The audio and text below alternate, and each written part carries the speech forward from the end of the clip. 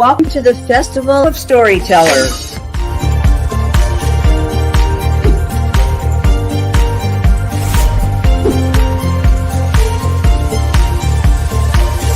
I thank everybody that's involved with this process because we know writers need readers and writers need publishers.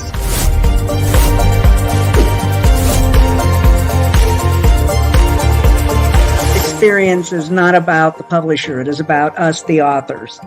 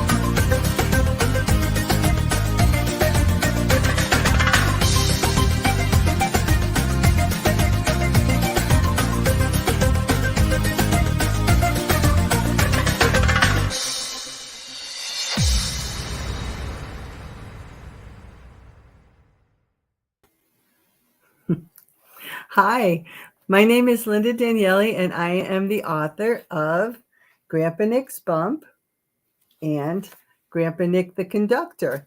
And tonight I have my neighbor and dear friend, Leah, who is with me tonight. And we have been talking for the last, really 2 weeks about these books. And in Grandpa Nick's Bump, there's 4 little children, and Leah is the mom of the 4 children. So I always get this wrong, no matter what I do. There I go. These are the 4 children. And the other night I had Sean, who is the littlest one here in the red jacket. He's actually the biggest one. He's the biggest one now. Yes, he is the biggest one now. And so, we're going to just talk about kind of going, hi there. Hi, John. I do know you. Yes. So I'm glad you're here too. But I wanted to, a couple things before we start talking about the books is, I wanted to thank Reader's Magnet for this platform. This last 2 weeks has really been wonderful. We've had so much fun. The visitors that I've had, and it's just been such a wonderful experience, and I really, really enjoy doing this. And the roundtables have been great. If you get a chance to see the roundtables, they're very, very informative. I did one this afternoon, and I learned a lot myself from the other authors as well. And the other thing is, please use the chat. If you have any questions or comments, use the chat, and I'll be happy to try to answer anything that you have there. And maybe Leah would be able to answer some of them too. Please share this out with your social media, not just for me, but for the other authors in the festival too. That's what we're here for. We want to inform you about the different things that we're doing. And it's just kind of a fun thing to do. So the other thing we thought would be fun is if you would let us know when you type in the chat, where you're from, what state, what country. That would be really good. We've had people from Mexico, San Diego, Kentucky, all over the place. I am filming from Massachusetts, and it's just a wonderful time to be with everybody here. And I thank you, the viewers, for supporting us in this program as well. Okay, so I had been talking as well quite a bit this last 2 weeks about Grandpa Nick's bump and how the bump was a very large tumor. It was massive, and my granddaughter had been listening all this time to the stories, and of course I've read the books to her. And so she made Grandpa Nick a little card, and I just wanted to show you the card that my granddaughter made. She never met him. He died before she was born, but this is what she made. And I just thought that this would be really good for you to see. And if you can, I don't know if you can read that, but it says, I don't fully know who you are, so here's your note. And it's a kitty heart. She loves cats. It's a kitty heart and a rainbow, and just a little kitty that is poking around the corner of the rainbow. I just love it. So to me, that means that children are listening. They're always listening to what we're talking about. We may not realize that they're listening, but they really, really are. So with the Grandpa Nick series, and I had mentioned before that I'm going to be doing a third book, which is The Adventures of Grandpa Nick and the Model A. Leah has known Nick for a very, very long time too. So what are your memories for Grandpa Nick with the 4 kids and the craziness? Well, Nick was always very helpful. And I've said it many times that having 4 kids in a small house was a challenge. But I know why God put us there because of you guys. So that's, the whole relationship has been great. Yep. But Nick was the forefront. He was ready to come in at any time. Called you both on many occasions when I was like at my wit's end with the 4 kids. He was crazy. Yes, he was crazy. He was very silly, and the kids, he totally was played relatable. Hard. He played hard. He did. Really, really did. I remember when even when Emma, because we knew everybody's from when all 4 children from when they were born. And in case you missed the other episodes, JP says, we're always glad to have you at the festival. Thank you so much. That's wonderful. I appreciate that. Just in case you don't know, this Grandpa Nick's Bump is about the children across the street. Leah's their mom. And one day they came, I don't even know if you knew it. They came across the street and they asked Nick to be their grandfather when they realized they didn't have one. And he said, of course I'll be your grandfather. But unfortunately, about 4 months or so later, he passed away.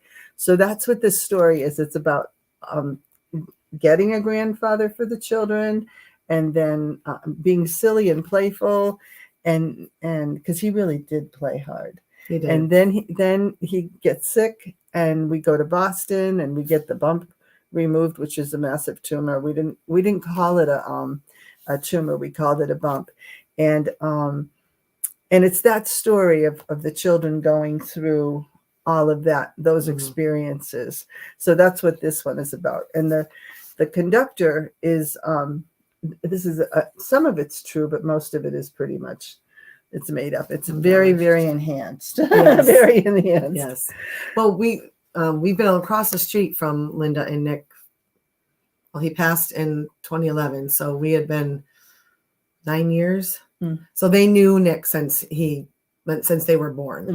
Right. So, then to ask him was kind of like, well, he's already is our grandfather. So, right. So they kind of want to make it official. Well, in the very beginning, Leah had asked me to come over and babysit. And I thought, oh, sure, this is great. And then Nick was retired, and he took over. He did. He took over everything. He did. He'd come and get them off the bus, or he'd come and put them on the bus. Yeah.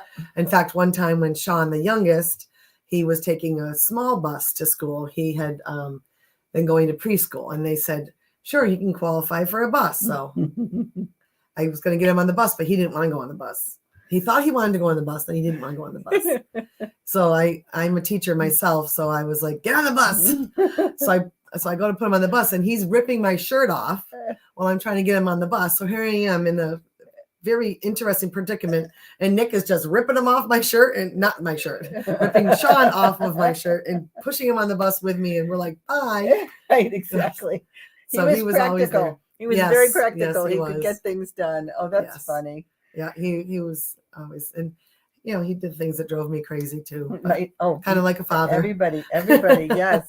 Well, how about the waking you up at 2 o'clock in the morning to see the stars? Oh, yes. Yeah, that was good. I was talking about that to folks when Sean was here, And his Sean is now like what, 6'1"? He's almost as tall as Father Matthew. Yes. How tall is he? Do you know? I don't know, but he's really Yes. tall. Yes. And he's the youngest one as well. So And but the he's the tallest now. And we were talking about how one time Nick went over, and 2:00 in the morning, something was going on, comets or something in the sky. And he knocks on the door, wakes everybody up. That must have really made you very happy. Mm. And so, yes. And so everybody comes outside in their PJs to look at the stars and comets or something. Yeah. So the next day, I don't know why, there was a ladder in your driveway. And the kid, everybody else had gone. And it was just Sean and I. And he started, of course, climbing up the ladder. And I said, no, can't go on the ladder. You're going to fall. Don't worry. You're worrying me. Get down. And he looks at me, says, Lynda, did you see the stars last night? Mm. And I said, yes, I did. And he said, the stars went all the way to the end of the street. Yeah. So we really do have a lot of fun memories and things like the campfires in your yard. Yes. Mm-hmm. What was the lasagna story? Do you remember the lasagna story? For church, it was Hosanna. Yep. And my daughter said, "Oh, lasagna," right? Instead so of "Oh, Hosanna." At our church, there's a couple of songs that go, "Oh, Hosanna, oh, Hosanna," and instead, lasagna, oh, lasagna. Yeah. So it's that kind of thing where it's just really, really funny, and so that's something that we'll always remember. Mm-hmm. So there's the campfires. There's Emma babysitting. Yes, Emma she babysat for my granddaughter. Mm-hmm. And so that was always fun. It was a learning experience for her. Yeah. Kat was the guinea pig. Right, exactly. yes, absolutely. And Nick would get in the snow and play with the kids. Yes, absolutely. Yeah. Well, that's too, part of this is where he says, when he's saying his little prayers, and here's the prayer page. There's the little prayer page, and he says, no complaining did he do about that side bump there, but the children noticed Grandpa Nick saying a little prayer. Keep my children happy, Lord, wherever they may go, and I will wink from time to time and play out in the snow, because he always played with them. He played hard. Kelly says, can you walk us through some of your favorite illustrations from the book? I can. I actually have them here. The children, if you've seen this before, but maybe you haven't, maybe you're new to this. The children, after Nick passed away, I gave them a blank piece of paper with just the words on each page of the book. And the kids made their own drawings for it. So, and all four of them, they got a page. So this is one that Sean made, because we went through these the other night, and Sean said this was his. And this is, if I can do this here, if you can hold this page up, there you go. Thank you. This is this picture in the, there you go. It's always, sorry. that's okay. It's like backwards. Yeah. When you're holding it up. So there's Joseph. They're being silly. And there's Joseph going in a clean trash can. It wasn't dirty. And there's Grandpa Nick and Sean's picture putting Joseph in the trash can. And everybody's laughing, and it's just kind of fun. The other thing that I do with my books as well is I ask the children to find the Holy Spirit on each page. And sometimes the Holy Spirit is hiding. And that's just to teach the children that, we may not know the Holy Spirit's there. He's always there, but we may not know that, but we have to sometimes look for him in that. So all of my books have the Holy Spirit, little dove there as well. So we'll go over here. And then this, I think, was Emma, Sean said. Emma did this one. And this is the same idea, the same picture. where That was Nick a is very putting. interesting story that they all remember. Yes, Yeah. exactly. Because he was silly and Mm. he did silly things like that. You know, who puts kids in trash cans? Memorable things. Yes. Unforgettable, we should say. Yes. Yes, unforgettable things. So there's Joseph in the trash can with that one. And here's another version of that same picture too. So it really made an impression on them. But he was just silly. Another, and this is also, I think this one's Maggie. This one's Maggie. Put her in there too. And so there's, I get this backwards. Yep, I'm going exactly backwards. That's Maggie's picture. And the same idea. So each child had the words underneath, and then they drew a picture above it. And then this one, I think Emma drew this one too. If you want to hold that one, and then I will get the illustration here from. Oh, oops. This says, Grandpa Nick was a fix-it Nick. He fixed all the broken knickknacks and gobbledygooks around. Sean's pedal needed fixing on his tricycle, and when it got fixed, it was a Nick's best fix. So this is the picture. I don't know. I can't see. There you go. That's Nick fixing Sean's tricycle. And this is the same picture. Yeah. So the same words are there, which is an idea. I know that we do have some young authors or budding authors that are watching this. And it might be an idea if you're doing a children's book to have some kids do the drawings. And then what I do is I scan the pictures and I send them to the real artists. I'm definitely not an artist. Send them to the real artists, and then they develop real pictures from what the kids drew. And you get to pick which ones you like. Exactly. And they gave me different samples as well. Megan says, hi, Lynda. I'm intrigued to know about the meaning behind the title of your book. What's your favorite thing about Nick? The title, that's a really good question. The title, Grandpa Nick's Bump, is Nick had a big, huge, it was massive, huge tumor on his head. And we never called it a tumor. We called it a bump.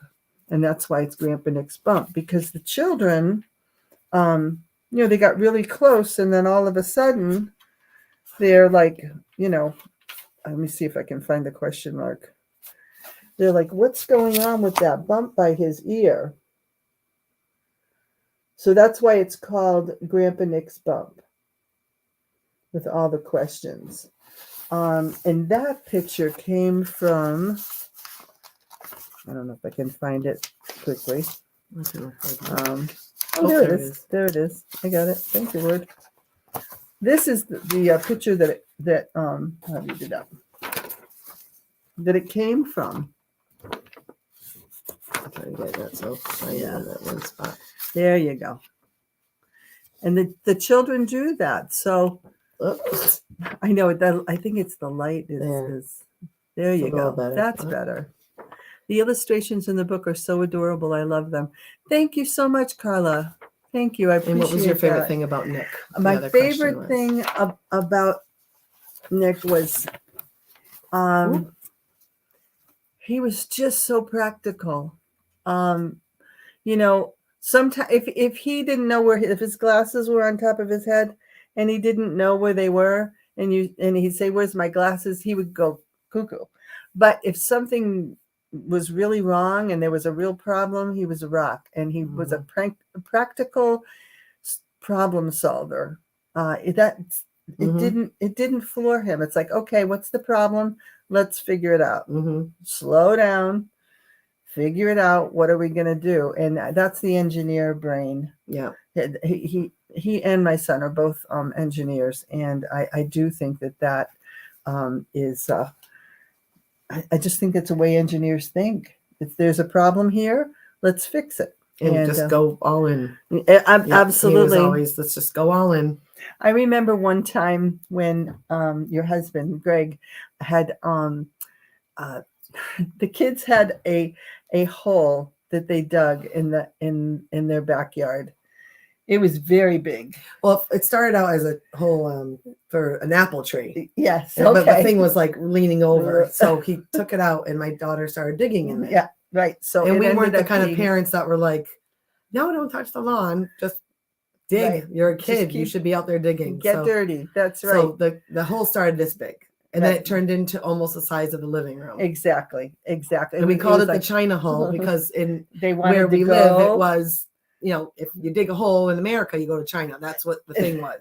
so So we called it the China hole. Right. They didn't go to China. No. And so one day, Greg was backing up the car, and he got the back end of the car in the hole. Yeah. So my husband and my son went over there, and Greg always said he was amazed that Nick and Anthony didn't even talk to each other. Yeah. They just knew what to do, and they got the car out, and it was. But they're both engineers. They have that engineering problem solving brain, and I think that's probably one of my favorite parts about Nick. It didn't matter either. Nick was always just, okay, you need me to come over? Called him once crying. I have vertigo. I'll be right there. Nick, I'm half naked. That's okay. I'm not going to look at it. I'm just going to come in. Okay. There you go. Right. Exactly. I was just waking up. I really wasn't. Right. Exactly. So, does anybody else have any other questions? Okay. So, I do want to make sure that everybody realizes that I appreciate this platform so much, and that I'm glad that after the pandemic, Reader's Magnet kept this platform. It was wonderful starting, and I can say that I've been a part of the festival since it started. Ben says, "What is your advice for someone coping with grief and loss?" That is really hard. The first 3 years after my husband died, I was absolutely miserable. And then I this is the truth. I had a dream, and my husband said, join the Y.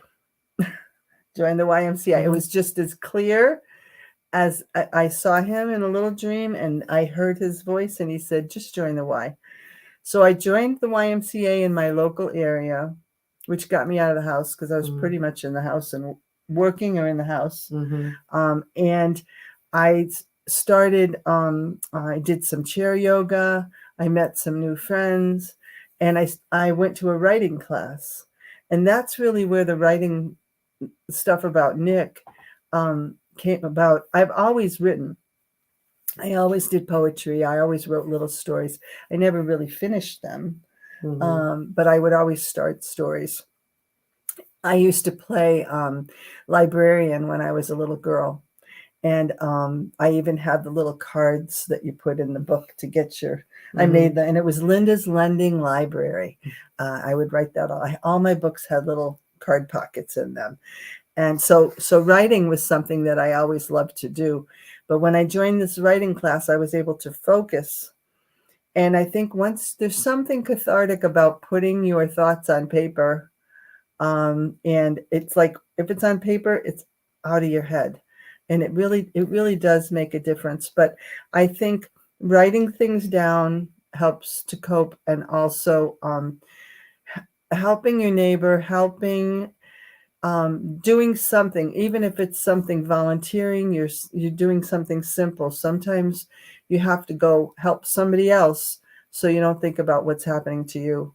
Because a lot of times you'll find out that other people are dealing with things that are much harder. We appreciate your time with us as well, Lynda. Thank you for joining us, and for the guests you're inviting during your sessions. Looking forward to a more successful literary journey for you. Well, thank you so much, JP. I do really love this. And it's a chance for me to visit. I don't really get a chance to see you all that often. No. She's working. I'm retired. I'm not working anymore. But I'm usually writing, or I'm volunteering somewhere. I did join a writing class at the senior center. That's great. And they are like novel writers. I have my little books, but and I am venturing out into poetry. I do see that we have like 10 minutes or so left. Does anybody else have anything that they'd like, a question Well, I or- would imagine too, just Mhm. from talking with you, of course, and some other friends who have lost a loved one that was close, like you and Nick, and grief doesn't leave you, Mm-mm, but it right. just changes and shifts over time. Exactly. I think, right? Exactly. And like, I don't know about where everybody is, but where we're living right now, I don't think the sun has been out for a whole week. I was at least a You week know, or we more, haven't yes. seen the sunshine for so Yes. long. The weather's been horrible. Yesterday for 2 minutes. Yes, in the morning. I saw that. It was like That 2 minutes. thing I'm like, was in we the need to get sky. outside.